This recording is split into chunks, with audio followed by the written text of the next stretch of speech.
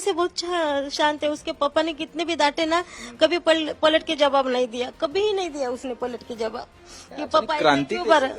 कहते हैं माँ बाप अपने बच्चों को बचपन से ही चलते हुए देखते हैं, लेकिन अभिजीत दिपके के माता पिता ने पहली बार अपने बेटे को टीवी पर हजारों लोगों की भीड़ के साथ चलते हुए देखा, उस भीड़ को चलाते हुए देखा। माँ कहती है मुझे लगा था ये टाइम पास कर रहा होगा, लेकिन कौन जानता था कि ये पार्टी बना लेगा और इतनी बड़ा आंदोलन खड़ा कर देगा। पिता का जवाब भी किसी आम भारतीय पिता जैसा था। कह रहे थे मैंने तो कहा था अमेरिका में ही रहो, यहाँ की राजनीति में मत पड़ो, मुझे राजनीति से नफरत है। उन्हें ये भी नहीं पता था कि उनका बेटा भाषण दे सकता है। और फिर एक दिन टीवी खोला तो सामने स्टेज पर वही बेटा था, हजारों लोगों के बीच जोश में भाषण देता हुआ। तो बहुत लगता है कि भाई ये खाना खा रहा है नहीं खा रहा है, ये सो रहा है ठीक से नहीं सो रहा है, खुद की केयर कर रहा है नहीं कर रहा है। तो जब इसने तय किया कि नहीं अभी जंतर मंतर जाके मैं आंदोलन करूंगा, तब क्या भावना थी? भावना बहुत बुरी थी, मगर क्या करना, वो सुनने वाला नहीं। पूरी क्यों थी? ये तो कर रहा था समाज के नहीं कर रहा था, मगर हमको पसंद नहीं, दोनों को भी पसंद नहीं था। नहीं आंदोलन बिंदोलन कुछ भी अच्छा मुझे नहीं लगता था। वो बोले कुछ नहीं होता है, मैंने नहीं छोड़ दिया, अभी 15 दिन हो गए छोड़ देते। नहीं बोले मैं जब तक राजीनामा नहीं होता मैं वापस ही नहीं आऊंगा, जंतर मंतर मेरा घर ही है, मैं वहाँ पे रहूंगा। मतलब अभी नहीं रहने देंगे तुमको, तो नहीं बोले रहने देते, बोले बहुत सारे बच्चे बोले पीछे। हाँ उन्हें नहीं बोला। आपका यही थे जब आंदोलन शुरू हुआ जंतर मंतर का? हाँ घर पे ही थे हम। तो आप कितने दिन हमें पता चला कि आप चले गए थे कहीं बाहर? और हाँ 21 मई से नहीं थे घर पे। 7 जून को आए थे। माँ कहती हैं हम मोबाइल पर नहीं टीवी पर देख रहे थे और बस देखते ही रह गए। यकीन ही नहीं हुआ कि हमारा बेटा है, लेकिन हर टीवी स्क्रीन के पीछे एक माँ का डर भी छिपा था। शुरुआत में सबसे बड़ा डर था कहीं पुलिस गिरफ्तार न कर ले। माता पिता बार बार समझाते रहे फोन पर कि घर आ जाओ, लेकिन उधर से एक ही जवाब आता था, मैं जंतर मंतर छोड़कर नहीं जाऊंगा, मेरे साथ इतने बच्चे हैं उन्हें छोड़ नहीं सकता। अब सोचिए, घर वाले बेटे को घर बुला रहे थे और बेटा आंदोलन को अपना घर बना चुका था। फिर आया 7 जून। अभिजीत ने खुद माता पिता से कहा कि धमकियां मिल रही हैं, आप लोग घर छोड़ दो, मामा के यहाँ चले जाओ या कहीं बाहर निकल जाओ। यानी जो माँ बाप हमेशा बेटे की सुरक्षा की चिंता करते थे, इस बार उनका बेटा उनकी सुरक्षा की चिंता कर रहा था।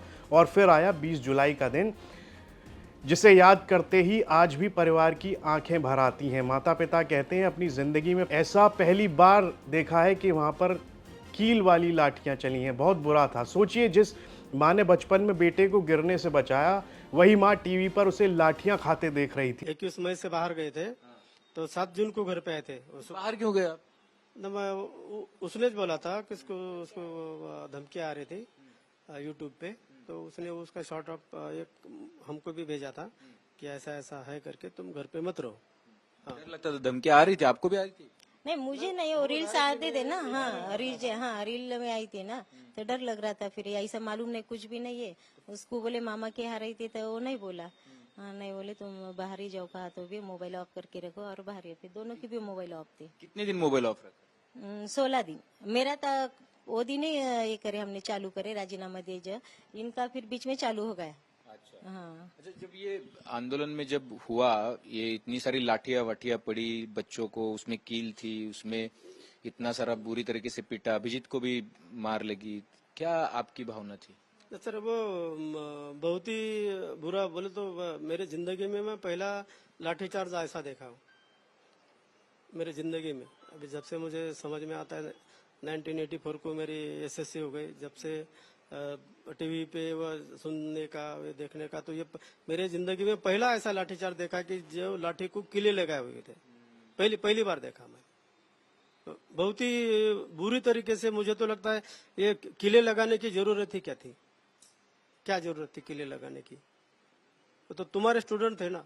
एक तो पहले दिन उन्होंने पूरा इग्नोर किया, 20 तारीख तक उन्होंने पूरा टोटल जो उनका जो मीडिया है जो उनके सपोर्ट में है, तो उन्होंने भी इग्नोर किया, इन्होंने भी इग्नोर किया। और लाठी मार भी ऐसा किया कि वो बच्ची के कपड़े फाड़े। हमारे महाराष्ट्र में जब कहीं पे भी कितना भी तुम लाठीचार्ज कितना भी आंदोलन बड़ा होने दो, कुछ भी होने दो, लेडीज को ज्यादा टच भी नहीं करते।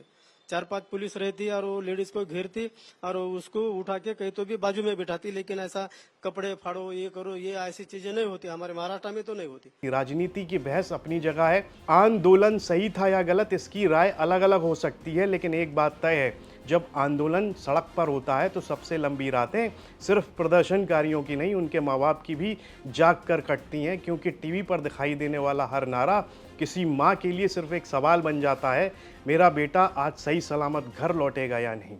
नहीं, अच्छा लगा ना, वो राजीनामा बच्चों के लिए करा ना सब उसने। उसके तो कोई भाई बहन भी नहीं है, नेट में कुछ भी नहीं, सब लोग बच्चों के लिए करा है वो।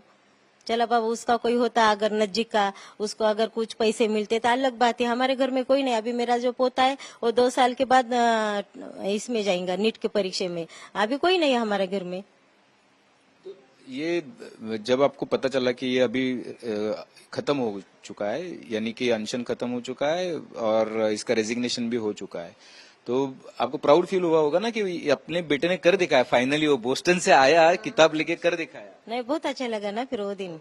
मैं बोले अच्छा होगा। वो बोल रहा था, मम्मी जब मैं राजीनामा लेके जब भी घर पे आएगा, जब तक आने वाला नहीं है, मेरा जंतर मंतर मेरा ही घर है, बोले वहाँ पे मैं है, मतलब पुलिस लोग नहीं ये करेंगे, वहाँ बैठने नहीं देंगे अभी तुमको। तो नहीं, बोले हम वही बैठने वाले, बोले हम उठने वाले नहीं, राजीनामा लेके ही उठने वाले है, बोले हम। कैसे खबर पता कैसे चली कि रेजिग्नेशन हो गया ये सारा? नहीं, मेरे दोस्त का एक फोन आया मुझे, बोले तू क्या कर रहा है? मैं बोला मैं घर में बैठा हूँ। नहीं, बोले न्यूज देख ले, बोले कि रेजिग्नेशन हो गया। तो करीब मेरे ख्याल से वो 2:30 बजे थे उस टाइम में। हाँ, 2:30 बजे के बाद तो मैं फिर बाद में देखा यूट्यूब में। क्या हुआ, क्या भावनाएं थी? अरे बहुत ही बढ़िया लगा, जीत गया बेटा। हाँ। अब तो बोल रहा है कि अभी तो ये माता जी तो अभी भी भावुक हो रही है। हाँ? वो 35 दिन बहुत ही बुरे थे ना, बहुत बुरे गए थे 35 दिन। दोनों को भी, हमारे खाना भी नहीं था, हमको नींद भी नहीं थे, नींद मालूम ही नहीं थे। 3-4 बजे तक हम वैसे ही रहते थे। जब उसका फोन आया तो अच्छा लगता था सुबह सुबह में, नहीं तो बहुत नहीं लगा। एक तो एक कुलता एक, बोले इसको कुछ हो गया तो क्या करने का अपन, इतना बुरा लगता था, बहुत बुरा लगता था। माँ आखिर माँ होती है, माँ का दिल कोई नहीं जान सकता, और उसके मन में जो प्यार है वो किसी के मन में बच्चे के लिए नहीं हो नहीं, सकता। वो वैसा है भी ना, बहुत शांत है वो, बचपन से बहुत शांत है। उसके पापा ने कितने भी डांटे ना, कभी पलट के जवाब नहीं दिया, कभी ही नहीं दिया उसने पलट के जवाब कि पापा ऐसे क्रांति क्यों कर। क्रांति अभी उसको ही मालूम कैसे करा। तो मैं तो बोली ना, वो पापा से डरता था और इतनी डेयरिंग उसने कैसे करा, बहुत ये लग रहा है उसके बारे में। कोई भी माँ हो रोते हुए अच्छी नहीं लगती है, हंसना चाहिए। हाँ? चलो, तो ये है। अभी भी डर लगता है? अभी डर नहीं लगता है ना? नहीं, अभी नहीं डर लगता है। अभी तो बड़े बड़े लोग आ रहे हैं मिलने। हो, मिलने आ रहे। तब आ रहे थे क्या? नहीं नहीं, कोई नहीं आया जब, है ना? हाँ, सिर्फ बाला साहेब अम्बेडकर का एक ही फोन आया था उनका, बाद में कोई नहीं, किसका ही फोन नहीं था, कुछ भी नहीं था। उन्होंने फोन करे थे, कुछ टेंशन मत लो, बोले हम तुम्हारे पीछे, बस उतना एक ही फोन था हमको। अभी कैसा लग रहा है? आप दोनों जब सामने रहते बोलते नहीं हो कुछ? आप, मैंने सुबह भी देखा। नहीं, वो ज्यादा बात नहीं करता मुझसे। अच्छा, कुछ पहले से अगर कुछ उसको चाहिए तभी बात करता है वो। नहीं तो ऐसी बात नहीं करता। पापा से पैसे भी नहीं मांगता था। मुझे मम्मी कुछ लगता है 100-200 रुपए मुझे मांगता था, मगर पापा को नहीं बोला मुझे पैसे दे को, कुछ भी नहीं। डरता है पापा से? हाँ, डरता है पहले से। मैं बोले ना, इतना डरता हो, इतनी डेयरिंग कैसा करे, ये हो रहा है। पापा से बहुत डरता था वो। देखो, पापा से डरता है लेकिन क्रांति से नहीं डर रहा है बच्चा। ठीक है। तो इस खबर पर आपकी क्या राय है, कमेंट बॉक्स में लिखकर हमें जरूर बताइएगा। यूपी से जुड़ी तमाम खबरें देखने के लिए आप देखते रहिए यूपी तक।